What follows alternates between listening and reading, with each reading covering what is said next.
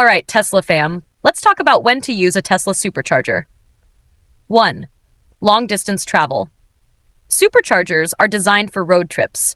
They charge your Tesla quickly, up to 200 miles in about 15 minutes, making them perfect for recharging during long drives when you're on the go. 2. When you're running low.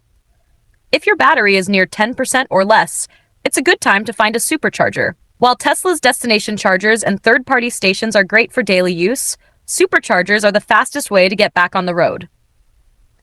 3. Supercharger network locations.